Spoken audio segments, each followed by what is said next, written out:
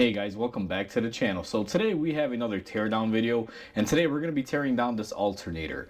Now before we go ahead and begin, guys, if you guys haven't subscribed to the channel, hit the subscribe button down below and definitely smash that like button because it helps the channel out. And with that said, let's go ahead and get started on today's video. So we have our alternator on our bench. Now to give you guys a little bit of info, this came out of a older Honda, and this one has some sort of issue internally. You guys can see it's locking up, so it's actually going to be a good teardown. Where I'm going to begin with this particular one is we're going to remove this pulley, and we're going to start off by removing this bolt here, and I'm going to hold the pulley. Hopefully it's not on too tight. Well, that was actually fairly easy. I'm actually surprised. So now that we have the bolt out of the way, we are able to take our pulley out, and this is just a solid hard pulley, guys, all metal, no rubber, no bushings or any clutches like the modern day era stuff.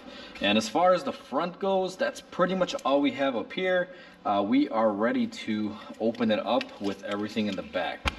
Now, one thing that I'm gonna do just to do it, because it may lead to an issue later, I'm going to remove these 10mm bolts here on the positive wire where it would normally bolt up to. So we're going to go ahead and remove that, and it should have this other bolt down here, and we're just going to remove that to get our little plastic isolator out. This is there to keep the positive wire on there, and it's basically two bolts. One holds down this piece, and then the other one holds down the wire, and this is just a insulator or isolator. It basically keeps that wire from making contact with anything on the body of it, and also keeps this from touching anything, which would be the positive side. We're going to go ahead and flip it around here. Let's get our 10mm out of here.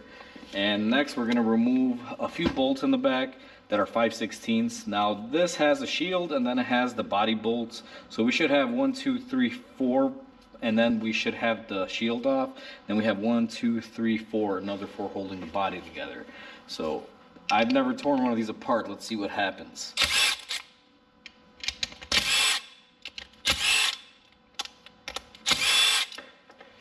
So we got our 5/16 bolts off here and over there. Now we're just gonna set these to the side.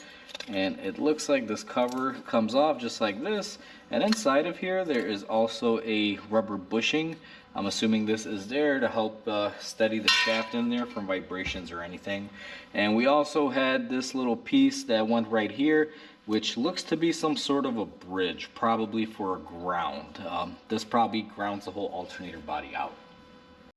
Now that we got the cover off, guys, we have quite a few things going on here, and I just want to throw this out there. Even though I do these teardowns, I don't specifically know what exactly all these little parts in here are. So if I use the wrong term, you know, go ahead and have a chuckle or whatever you want to do, because you know, I don't know exactly whatever is involved in making these. I typically don't rebuild them, I just replace them. So you know, just be warned, because I may get the wrong names here. So with our cover off, what we're going to do is take our Phillips screwdriver, and we're going to start removing a couple screws here. Now this looks like some sort of rectifier, I believe, and that's what I think this is. So we just unbolted that, and next we're just going to remove these little Phillips bolts here that look like they hold the cover on. And there's quite a few of these on here. Let me see if I got them all, so we should be good. Now let's see what comes off. Alright, so we got this off, which appears to be a rectifier or amplifier. I believe that's the technical name for them. And you can't really open this up, it's sealed. So we're just going to go ahead and set that to the side. Now that we have that off, we can also get our brush contacts off. This is where the brushes live for the alternator. To be able to make its current, you guys can see that I can push these down very easily, and that's the assembly that holds all that together, and we're just going to put that down to the side. Now on here we also have a few Phillips bolts along the side here, and I'll give you guys a heads up, there is a cop car going by, so if you guys hear a siren, I apologize, guys. I am near a fire station and a police station, so we constantly hear these. Let me get my last bolt, or screw I should say, off here, just like that, and this should come off. Now I have no idea what this is called, but by looking at it, maybe you guys can correct me. I think this is the diode triode that goes in alternators, if I'm not mistaken. So if I am, feel free to correct me if you guys know the name of this.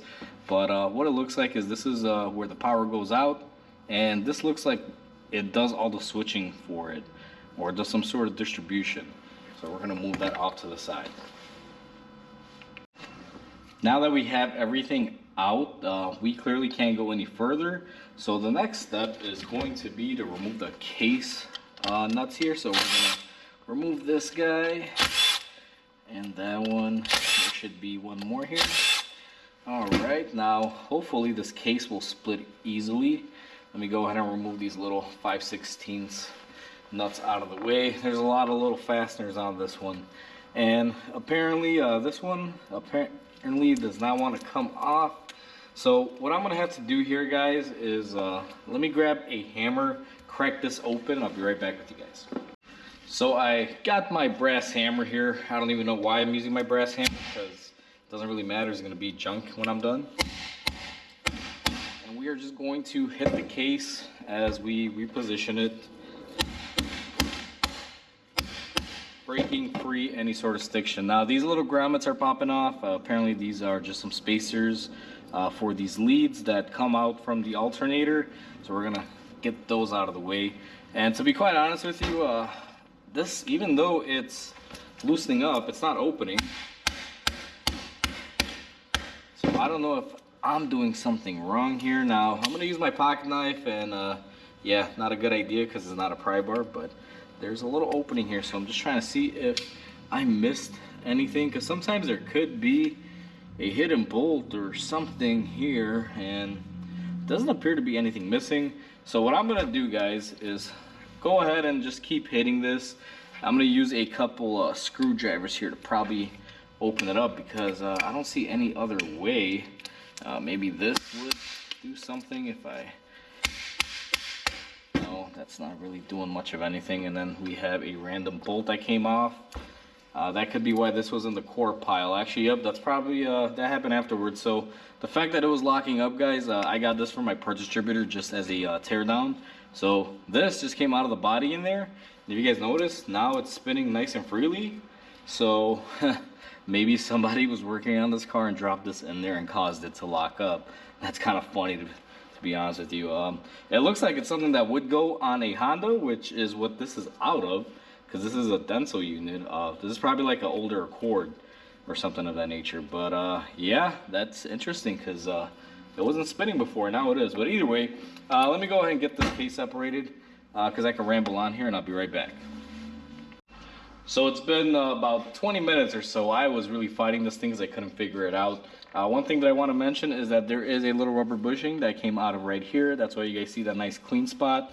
And we got our cover off. Now apparently the reason why this wasn't coming off is you have to press it or pull it off. You guys can see this channel inside of here that is pressed onto a bearing. So that's why I was fighting it. I wound up getting it with a bunch of screwdrivers, putting it on the side, pushing them in, and just kind of prying up. I was able to get it to pop. It just took a little bit. Now that we have that cover off, we have a wavy washer. This is probably to keep pressure on it. And in here we have a bearing. Now this bearing more than likely is not going to want to come off, so I am not going to be touching it. I'm going to be leaving that portion of it alone. And in here we have a couple more bolts that we have to take off, and I believe this is to let loose the rest of it. So we are going to just unscrew these. These are kind of a stud type of nut thing in a way, and we're gonna get those to the side and see if that did anything. And nope, doesn't seem like that let anything loose there. What I probably have to do on this is somehow keep this up in the air like this while I hit this portion out. That's the only way I see this thing separating. You know, let me try this while I'm here with you guys on camera. Let me see if I can just give it a couple taps. No, and that doesn't seem to work. Let me see if I can position it on that and center it up here for you guys to see.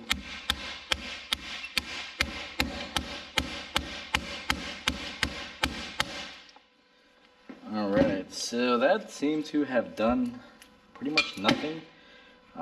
This thing is still in there. I expect this middle portion to come out, not anything on the side. So let me go ahead and get this out of here, guys. I will probably have to put it on my press, and I'll be right back with you guys.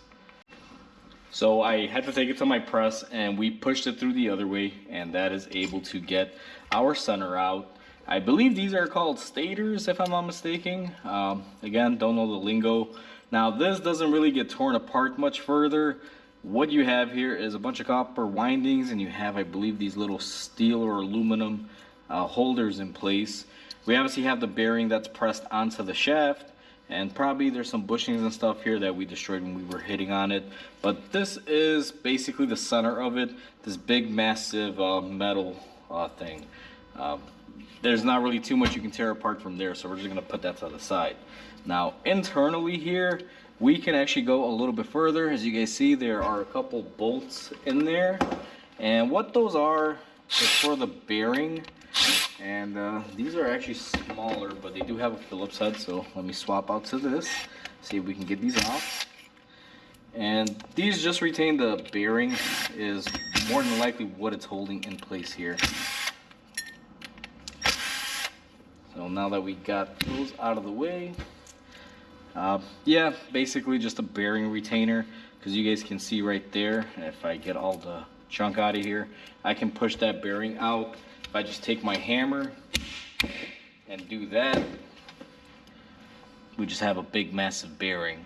So on this side, it's pressed into the case instead of it being pressed onto the actual shaft.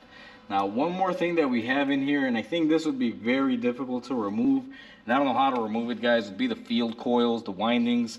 That's this massive structure here in the center.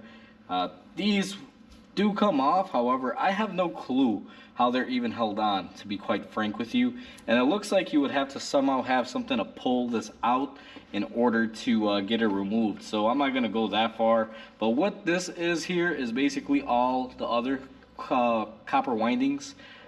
When the shaft spins, basically makes electricity, and this basically powers it up. Now these little leads here are the ones that go to that diode triode, I believe this is. And what they do is they transform the power, and then you also have this little power regulator here. That's what that is. Actually, I figured it out because of the connector. This is actually the regulator, keeps the output correct with the amps and everything.